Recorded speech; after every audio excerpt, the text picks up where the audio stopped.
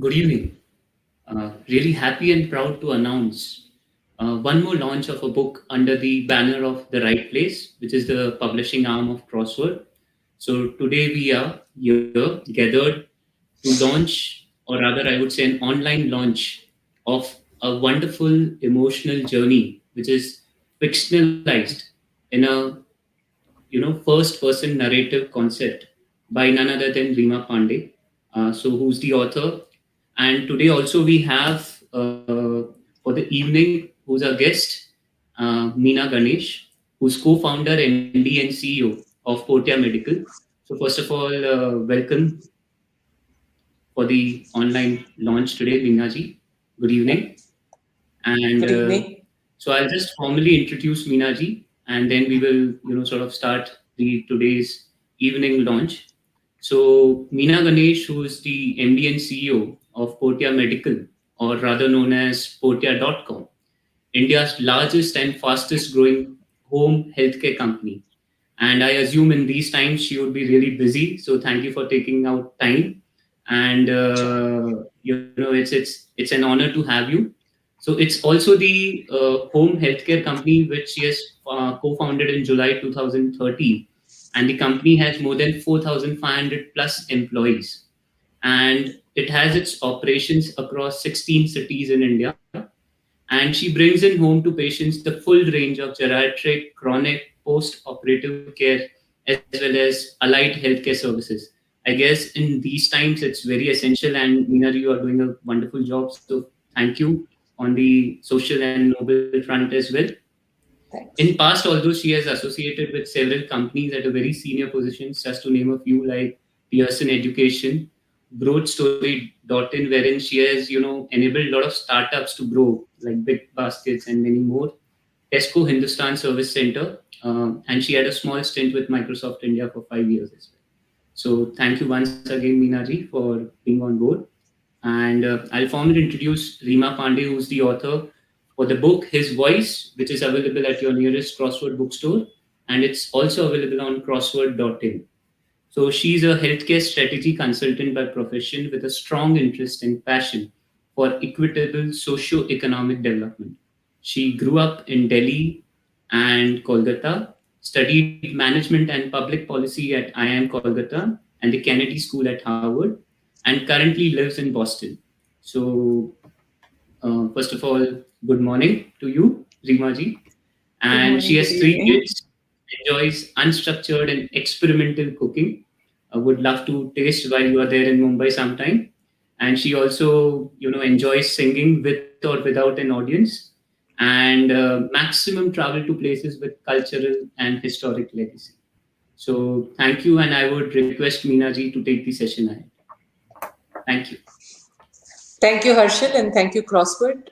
I really look forward to a very energizing conversation with Rima, who is the author of this book, His Voice. It's a very I was attracted by the book when Rima explained to me. This is about the journey of caregiving of a patient who is completely bedridden. And while many of us do go through this, and the book could be morbid, just describing all the challenges. What Rima has done wonderfully is to convert it into a beautiful personal journey, which takes us through the entire the thought process of the person who's actually on the bed, spoken through his voice, and that's something which makes it very different.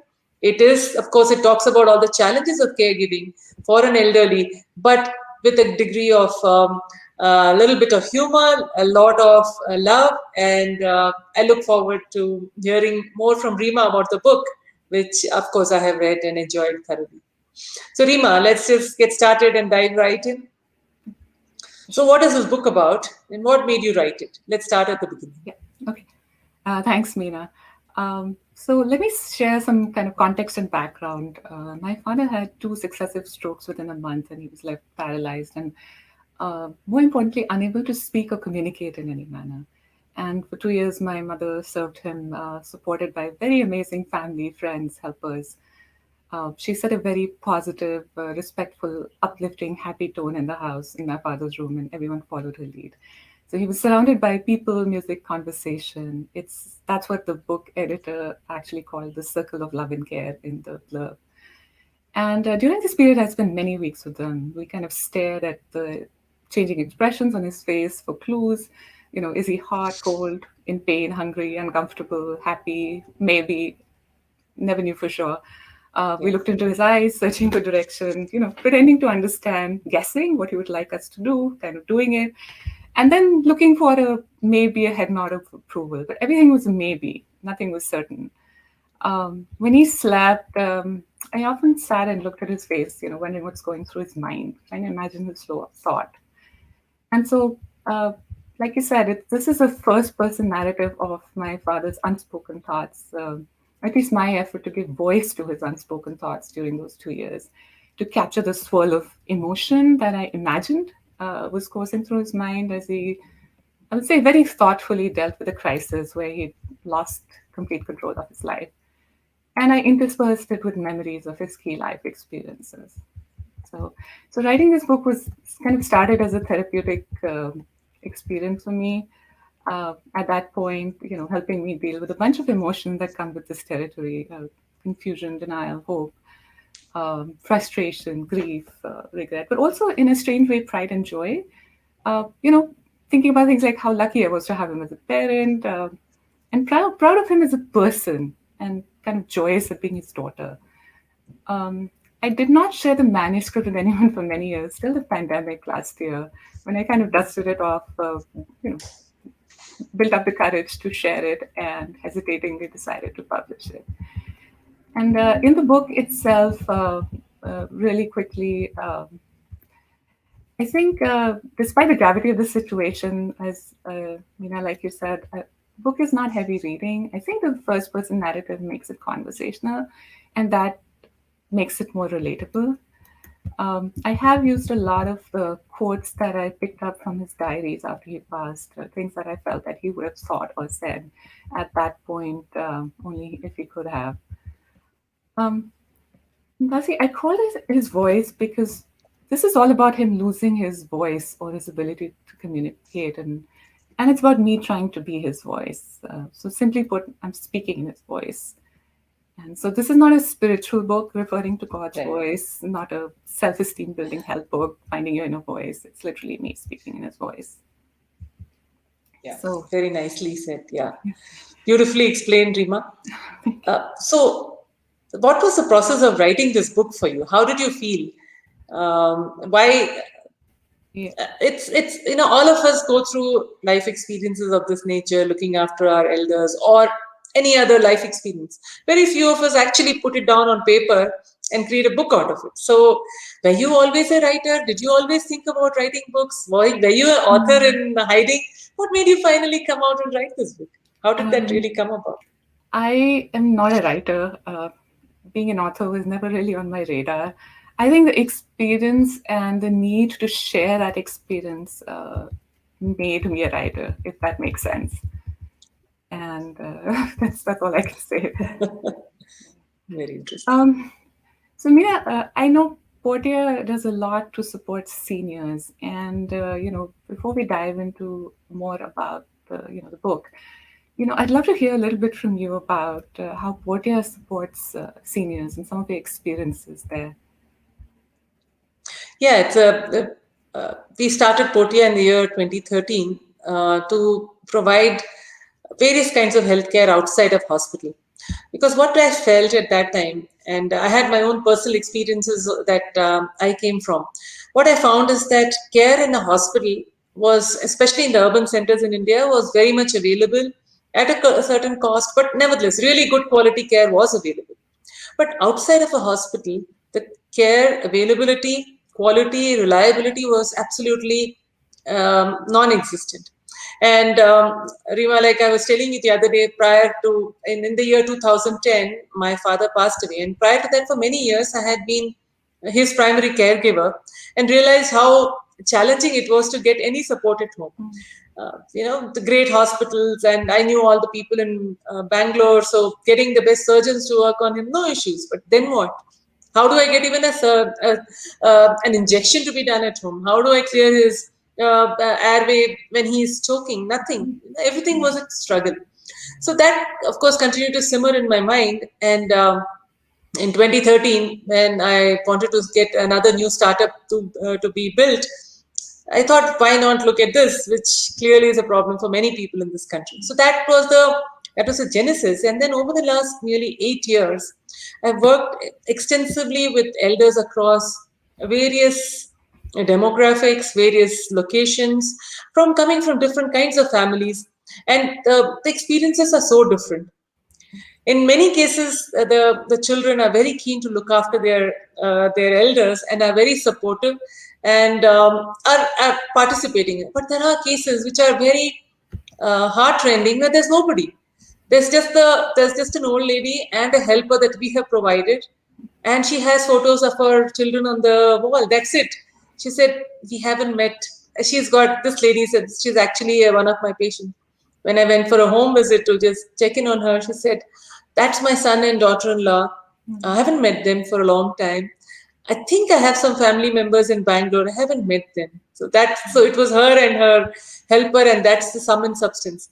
So there's a stark situation of that nature versus what you obviously and your family created, a great circle of love to take care. So there's a whole range of situations that we come across, and ultimately we have to look at what does the elder really need. How do we cater to their wishes? How do we ensure that they are cared for in the most appropriate form and fashion? The problem, though, comes in when some of the elders are in a place where they are not able to take any decisions, when they are when they have a dementia or they are paralyzed, like you said. It's good to then have a family member who's strong, who steps in and says, this is what we want. So it was great to see that happening in your book, Rima. So maybe we now dive in a little more into what really happened in the book and what your own life as well. So one of the things that I have seen is in many cases in the care of the elders, the children are not in the same home, city, or even country. And that was the case with you as well. You lived in Boston while your parents were in Delhi. How did you manage that? Must have been very, very difficult for you. Yeah. So, I did what anyone would. I traveled to India immediately when he had his first stroke. That time he lost some function in his legs, but, he was expected to recover fully with rehab and therapy. I stayed for 3 weeks. We planned stuff, came back, and then went right back when he had another stroke. Right. Help with planning the transition home. Then pretty much I traveled back for 3-week long trips every couple of months and spending a longer time there during the kids' vacation, summer vacation. I had the luxury to do that. So in a way, I feel lucky and blessed that I was able to do that. When I was in Delhi, I spent time with both of them, did my bit at helping out. When I was in Boston, I just called every day on my way to work. It was evening in India, and kind of had a Yeah. one-day conversation with him. After he passed away, I flew over for the cremation. Of course, I insisted on doing the cremation rituals because I felt that's what he would have wanted to. Right. The day he passed away was very strange for me because I was in Boston. And, I don't want to go into a lot of detail, but I remember the phone ringing around 3 a.m. in the morning. I picked it up. You always have a sinking feeling when the phone rings late, at an odd time when you're here. Yeah. I remember my mom saying something very odd, and this is why it stuck in my head. And she said, he's leaving. And I said, how do you know that? This is a very strange conversation to be happening. But, my heart was kind of pumping. I was sweating. And she said, we know, just say bye, in this very flat tone. And it was odd because I kind of said, I love you, or Papa, or something like that. But I couldn't say bye. It just sounds presumptuous, and to assume that someone is dying.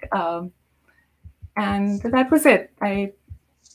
Now, after he passed away, it was obviously a giant vacuum in my mother's life, right? Because he was gone, but she was still there.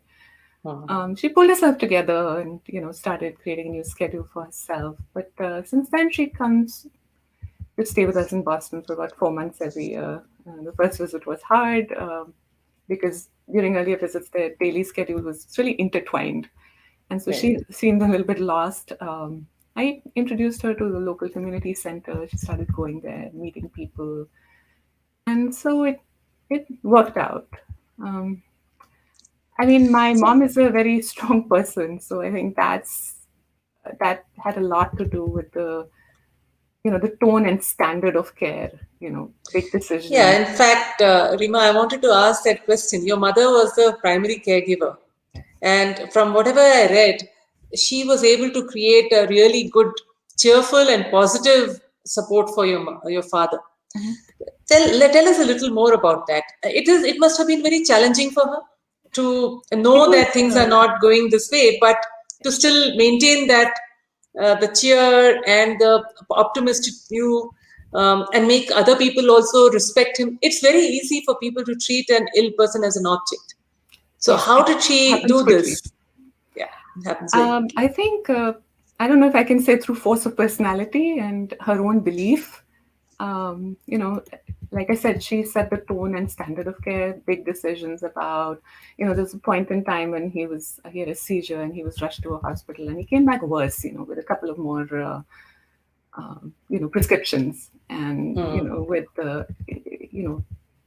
and she then decided, or she said, we decided that we're not going to go to a hospital again. So that was what is, I guess, formally called the palliative care decision. Um, and I think she made sure the house was a happy place, so a place that people didn't hesitate to come to. That was important. And her optimism never wavered. It might have wavered internally, but not externally. Through the 2 years, she kind of talked to him, encouraged him, read to him, held him. She slept on a divan near his hospital bed. She went out only when she absolutely had to, kind of rushing back. She was always having conversations with him. So um, I think the part that puzzles me a little, and maybe it's a generational gap, and kind of frustrates me and makes me admire more, is that she holds no grudges. She even though she was unable to pursue a career due to his lack of interest and understanding of why she may want to work. She used to teach at the college when she got married, and she had to quit. But she actually believes in counting her blessings and moving forward. But right now, I would say, to your point about distance, we've created a new equilibrium that is currently working, and I hope it continues to work. But like you said, my experience is not unique. There's a lot of first generation immigrants who grapple with these complicated situations. And to me, it's the darker side of the much celebrated immigrant experience, which usually focuses on professional success of the Indian diaspora and not on, so often on the parents aging back home. Yes. So, on that note, Meena, do you have a lot of patients whose children live, like you said, in other cities, other countries? And what kind of unique challenges do they face, and how do you support them?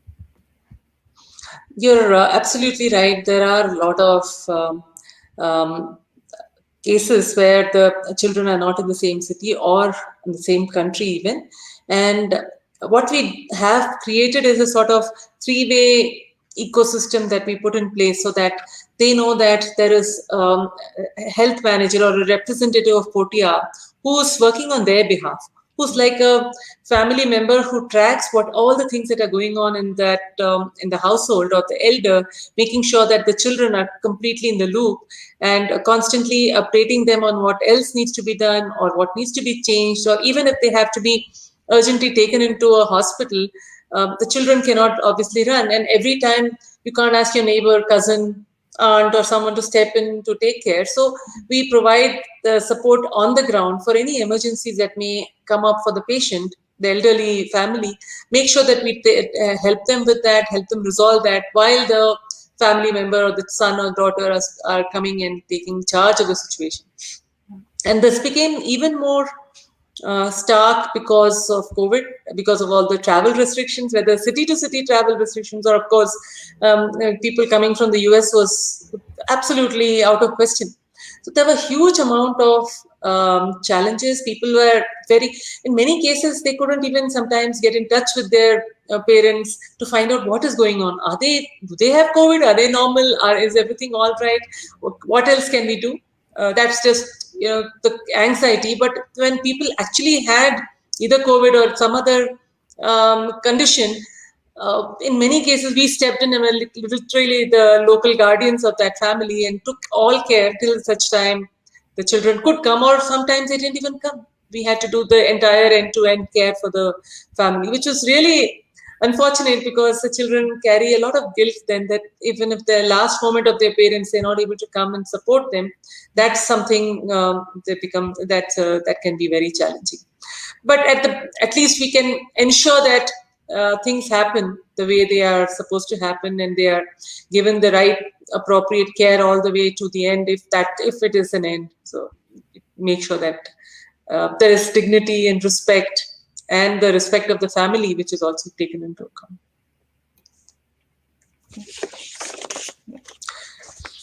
Now, I just want to go back to the story that you've been telling about your mother. I wanted to ask, what was her circle of help? Because it is very challenging, especially for a caregiver, the primary caregiver.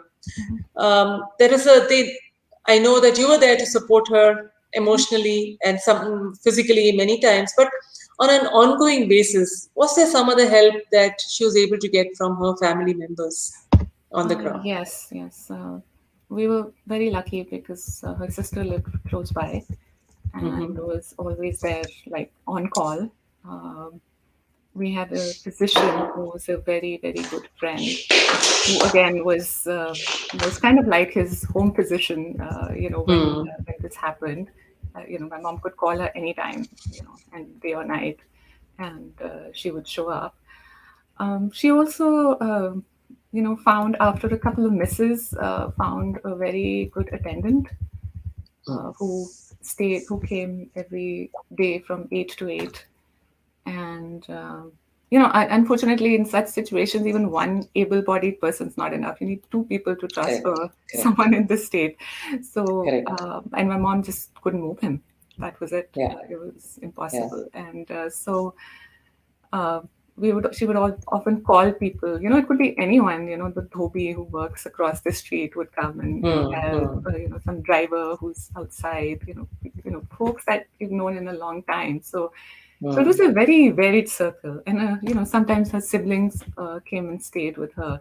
So there was the moral support coming from the family, but there was a lot of, basic physical support that was required also. And at night, it was often just her with him, with people on call. So, and when it was evident that his recovery had plateaued and it didn't look like he was going to get any better, how did she keep her morale up? Must have been very difficult. It was difficult. She did, but I think the important thing which I want to mention here is that he kept his morale high internally. And you could see that it was visible, even though he couldn't communicate. He'd always been, he used to read a lot about religion, philosophy, Gita, Vivekananda, Thoreau. And it was almost like he channeled the stuff that he read into how he dealt with life in those 2 years. At least that's my perception of it. We'll never really know. And one of the themes that he often referred to is the lead-in quote in chapter 1 of the book, which is accept the present in its totality. And I felt like he really lived by that maxim in those 2 years. And you have some clues, because after his first stroke, he could speak and interact, use his arms, and he was very calm and strong. There was never any panic or distress at that point. Mild annoyance maybe. Like he used to get annoyed at the occupational therapist because he would make him do stuff with what he thought was toddler toys, and he would say, "Main bachcha nahi hu," But after the second stroke, we had no way of knowing, and there was a range of emotions, but mostly he was quiet and observant, and you could almost see him concentrating and making an effort. Right. And my mom says, like, till 2 weeks before he passed away, where she saw him visibly giving up. It's like he stopped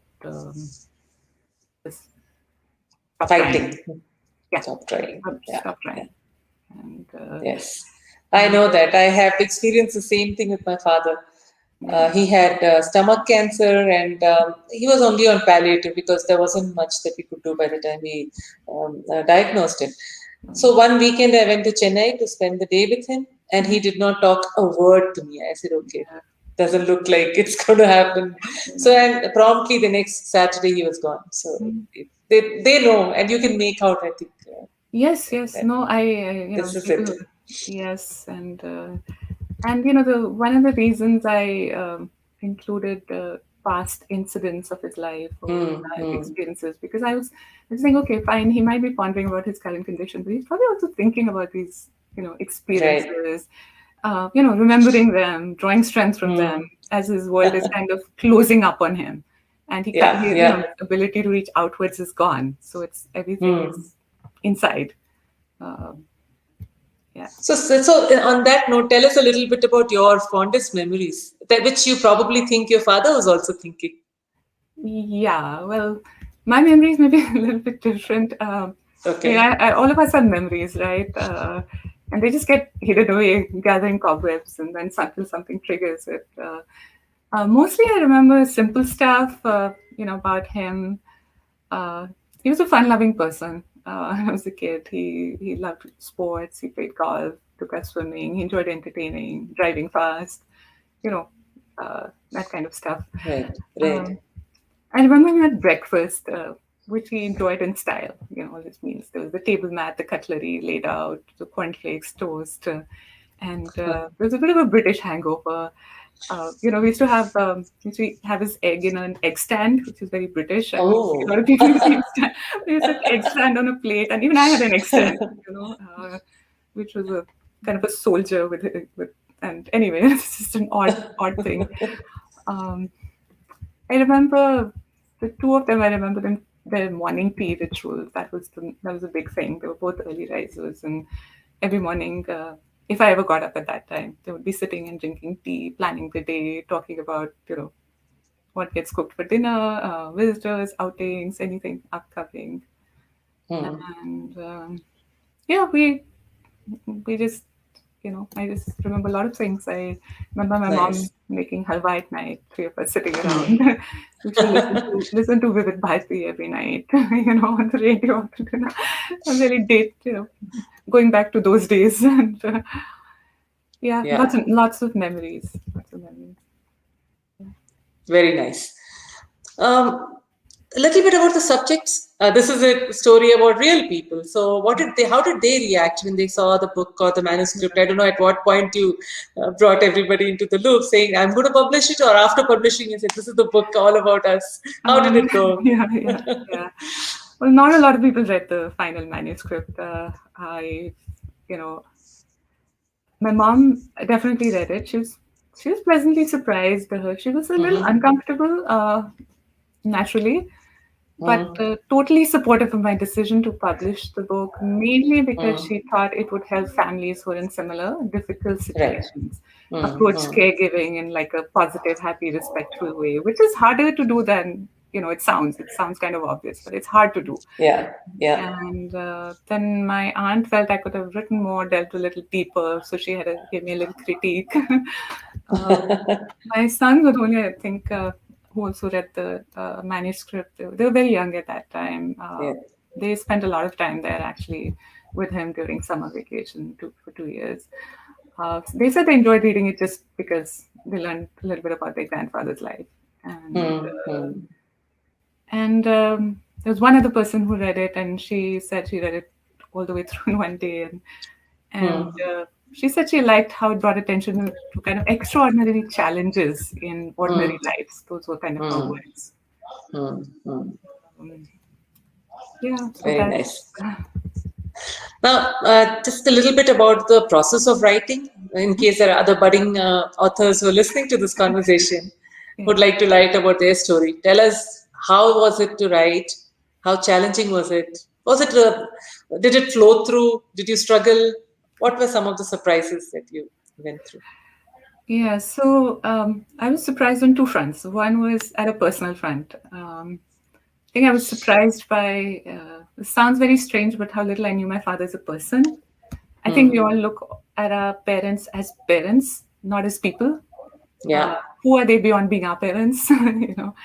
We don't always have that broad insight, or Right. sometimes Right. even interest in finding that out. Hmm. Uh, I was surprised by how much I missed him. Like we all Hmm. know at a deep down level that we're going to lose people, but you're never ready for you know till it happens. I think, and Hmm. surprised by the feeling of self doubt and regret in terms of are we doing the right thing. So that was Hmm. kind of on Hmm. a personal front. On the writing front, which was the question you asked, I discovered how hard it is to write. So I have a huge appreciation for people who write. Uh, things beyond PowerPoint decks and business notes, which is what I've done. And it's hard to put pen to paper at a pace that keeps up with the thoughts in your head. It's hard to translate Hmm. the thoughts that are Hmm. flying through your head into words on a piece of paper. And it's hard to tell the story in a way that does justice to the protagonist, which was very important to me in this case. Hmm. Hmm. Um, I'm wondering if it's complete fiction. I think even if it's complete fiction, it will be true because once you've created a character, the character may not be real, but to you it is as a writer, and it's hard to look at it from a reader point of view. And sometimes what you write may make sense to you, but does it make sense to others? Can they relate to it? Does it resonate with them? And I wrote a lot of the book, in one go, and I think that part was easy. It was actually harder to go back to it Hmm. and revisit it. But this was my experience Very nice. specifically. And why do you want people to read it? Why would you? What is your uh, reason to write? That I mean, I presumably for others to read. So, what is that? Why would you ask them to read it? um, yeah, that's a question I struggled with. Even when I published it, it's like, would anybody want to read this? Um, so one is every ordinary person has an extraordinary, unique, and interesting life story, and this is one such story. So my father was not a famous man, but literally every person has an interesting life story. And in this case, I think the story puts the reader into the mind of a person facing a monumental crisis from their perspective. Hmm. And hopefully makes them experience events from his point of view, feel what he's feeling. I think the tone of the book is, you know, his personality, thoughtful, positive, calm, never depressing. It's not a heavy read. It's written in a conversational style and it's hopefully relatable. Um, Most importantly to me, and I hope to readers as well, his voice is first and foremost about respect. How important it is to maintain the dignity of a person who's in a helpless state, which you can only do by looking at it from that person's point of view. The other thing is, in such situations, we need immense resilience. Just working through some of the challenges. Medical care is so hard that it just gets really, really overwhelming really quickly. Um, Hmm. Hmm. we also need to have a sense of or a dose of realism, and understand that effort may not always yield the result you hope for, but continuing and not giving up. And lastly, I would say it's about relationships, whether it's spousal commitment, the parent-child bond, family support, all of those things. So my hope is, that readers will pause, acknowledge, appreciate the key relationships in their lives, and I really hope they'll think about how they view, interact with people who are not fully functional, Right. and and really understand that the difference for that person between their living and existing is defined by their attitude, the attitude of the people Hmm. around Hmm. them, and to Hmm. me that is, you know, extremely important. Uh, Correct. Yeah. Yeah. um, so caregiving for a person with a chronic disease or disability can be very challenging, and Meena, I would love to hear your thoughts on caregiving challenges that people face, and some of these preconceived notions that you have about what is important and what's not, and the way sometimes patients do get treated as objects being cared Yeah, for. correct. Uh, right. So, would love to hear your thoughts on that. Yeah, and Rima, I would speak to this not just as uh, Potia, but also personally, because I have cared for my father towards the end of his life, my mother who passed away then, and now I have my mother-in-law who lives with us, and she's 86. While she's not on bed, or she's fully cognizant of her senses, but still there is a lot of caring that goes into keeping her happy.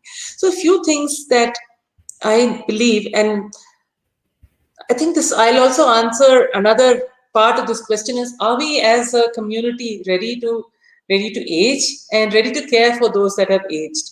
Both of those are things that I think we need to work towards. So as a, perhaps still about at 15, 20 years back, caring for the aging was of course there, but there were also, it was, as the families are much more larger and extended, and there was always that aunt who could come and look after an elderly parent, or a cousin who you could call upon. Those, and when families lived together, they all took care of each other, and somehow this used to pass. Today, as a community, and certainly in India, that's no longer feasible. A lot of families are very small, with even not even the children living with them, and everybody has to handle their own life on their own. So, in this context, how do we make sure that we age well? Is one, so that we become, as a person who's as people go into their senior years, what should they have been doing before and during that also, so that they remain uh, as healthy and as capable of taking care of their lives. So, of course, the usual suspects of taking care of your health and being agile and continuing to exercise, strength bearing exercise, etc., etc. But also, I believe keeping your mind active is very important. What tends to happen is that when people are uh, uh, consigned, I use the word very thoughtfully, to retirement. It's not just that you no longer work, but you're assumed to be now just a person who needs to sit and read the newspaper. And that's the case with a lot of men. And very, very quickly, their mental faculty starts to diminish, their self-esteem goes down. Whereas with women, especially the ones who've been very strong householders and looking after their families, their extended families, they never have a retirement.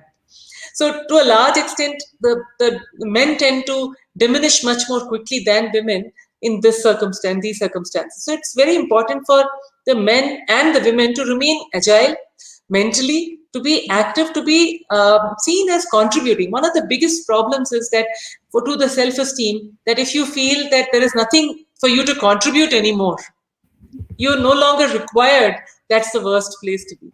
And even when somebody is being looked after, so if there's an elderly in the family and you're taking care of them, apart from all the things that you have mentioned, Rima, I also believe it's important to give them a sense of self-worth. They need to feel valuable. They need to feel, of course, in your father's case, when he couldn't speak, then it comes to a stage where you can't. But there are many stages before that, and there are many people in different stages of ill health where they are consigned to become an object. Nobody thinks about what they need, but they also don't think that they can add value to your life. They're seen more as a burden rather than as a contributor. Now, that is a switch that can create a huge amount of distress in people and families, in the minds of the individual, the elderly, who's now unable to contribute or unable to be a key member of the family. So there are, of course, other challenges that sometimes people try to overcompensate by being very intrusive. That doesn't help either. So those are things that we have to look at. Now, I'm seeing that there are a few questions. So if I may, Rima, I think this is something which is really worth attending to, perhaps a couple of these questions.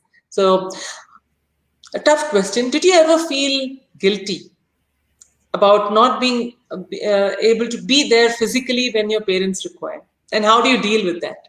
It's a tough one. I'm putting you on the spot, so Yeah. but perhaps it's worth thinking about. I mean, the answer would be yes. I felt guilty. I continue to feel guilty. And I do my best. Like I said, we created a new equilibrium which is currently working. So I think each person and each family is different, and everybody has to figure out what works for them as a family unit. And that's really all I can say. I can understand that. Yeah. Even if you're with them in the same household, it doesn't mean that you feel any less guilty. You always look back and say, could I have done more? Could I have spent more time? Could I have been more kind? Could I have been kinder to them? Could I have integrated them better with the rest of the family? All of these are regrets that all of us may have. But the good thing is that if we have positively ensured that we provide them the best possible care in the most compassionate way. So the care and compassion, both when they come together, that's when that I think creates a great situation of positivity. I have a very old uncle who passed away just I think February of this year. He lived to the age of 95, and till the age of 90 he used to go to work driving himself in a car, and he refused to take any help. He was always completely independent and on his own. And but when he started to decline, he was amazing. While we were there to take care of him, and his son and daughter, and of course all of us, he was my mother's eldest brother, so he was the closest family I had after my mother passed. So I was very close to him. So we were all there to support him. But he used to radiate so much of optimism and positivity that I used to go more to get inspired by him rather than me providing support. So it's great. I mean, some of the elders can contribute so much to our lives that they can be very, very valuable to us. They absolutely do. And what you said about care and compassion is very important, because we're by nature, we like to fix things, right? We need to problem solve. And the healthcare system is structured to fix problems. That's what doctors do. They find a symptom, they address it. And so it's like once people start getting older, then there's a lot of little things that go wrong, and so they're continuously trying to fix so many things that people are left with 30 prescriptions a day trying to fix them. It's like a game of whack-a-mole. Right. It's like increasing doses of medical care. Whack, whack, whack. You whack one thing, another mole pops up somewhere else. You whack that, and then another. Literally, that's what happens. So, which is why we really need to think about how society, healthcare system will support dignified and empowered aging. So I think we are coming towards the end of our time. So I maybe if I just wrap up this with a few thoughts about the book. I think I have read the book, Rima, and over not on one sitting, but over 3 or 4 sittings. But it was, like I said, very touching, but not an emotionally tearjerker kind of a thing. Very